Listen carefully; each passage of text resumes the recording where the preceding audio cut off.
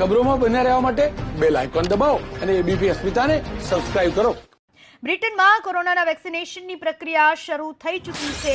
90 વર્ષની મહિલા દર્દીને કોરોના વેક્સિનનો પ્રથમ ડોઝ આપવામાં આવ્યો છે। ત્યારે બ્રિટનના પગલે હવે જો ભારતની વાત કરવામાં આવે તો ભારતમાં પણ તૈયારીઓ શરૂ કરી દેવાય, ખાસ કરીને ભારતમાં પણ ગુજરાત રાજ્યની વાત કરવામાં આવે તો ગુજરાતમાં પણ પૂરજોશમાં તૈયારીઓ શરૂ કરી દેવામાં આવી છે। તૈયારીઓનો ધમધમાટ શરૂ। 50 વર્ષથી વધુ વયના ગંભીર રોગોથી પીડાતા વ્યક્તિઓનો સરકાર ડેટાબેઝ તૈયાર કરશે। આરોગ્ય વિભાગે તમામ મહાનગરપાલિકા કમિશનર અને જિલ્લા કલેક્ટરને આદેશ કરી દીધા છે। કોમોર્બિડ લોકોની યાદી તૈયાર કરવા માટેની સૂચના આપી દેવામાં આવી છે।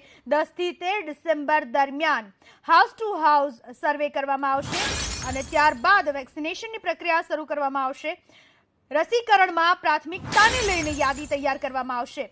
ડેટા કલેક્ટ કરવા માટે ટીમોની પણ રચના કરવા માટે કલેક્ટર તેમજ કમિશનર્સને સૂચના આપી દેવામાં આવી છે। 16મી ડિસેમ્બર સુધીમાં તમામ કલેક્ટર અને કમિશનરોએ ડેટાબેઝ તૈયાર કરવાના આદેશ આપી દીધા છે।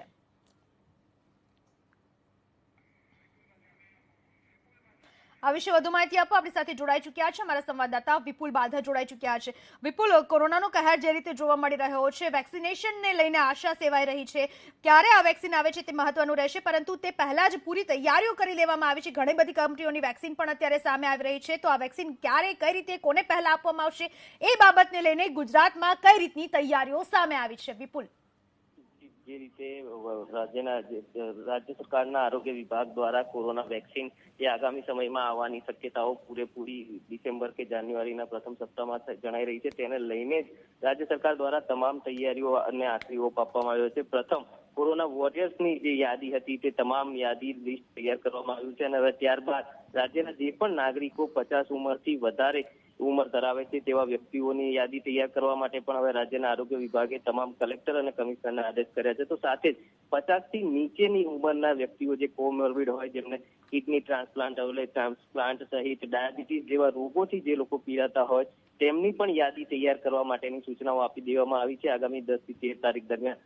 ડોર ટુ ડોર સર્વે કરીને સમગ્ર માહિતી એકત્રિત કરવાની રહેશે અને તે તમામ માહિતીઓનું 50 વર્ષથી ઉપરની ઉંમરના વ્યક્તિઓ અને 50 વર્ષથી નીચેના કોમોર્બિડ વ્યક્તિઓની યાદી તૈયાર કરવામાં આવશે અને જેને લઈને આગામી વેક્સિનને લઈને જે આગામી સમયમાં સારા સમાચાર મળી શકે છે તેને લઈને તાત્કાલિક વેક્સિનેશન માટેની કામગીરી સુચારુ રૂપે કરી શકાય તેના માટે રાજ્ય સરકારે આગામી પગલું ભર્યું છે। વિપુલ, આભાર આપનો તમામ માહિતી બદલ। તો ગુજરાત સરકાર દ્વારા પણ પૂરી તૈયારી કરી લેવામાં આવી છે। કલેક્ટર અને કમિશનર્સને આદેશ આપી દેવામાં આવ્યો છે અને યાદી તૈયાર કરીને તેમને સોંપવાની રહેશે અને એ મુજબ તબક્કાવાર વેક્સિનેશનની શરૂઆત રાજ્ય સરકાર દ્વારા કરવામાં આવશે અને છેલ્લે સુધી તમામ વ્યક્તિઓ સુધી દરેકને વેક્સિનેશન પહોંચાડવામાં આવશે।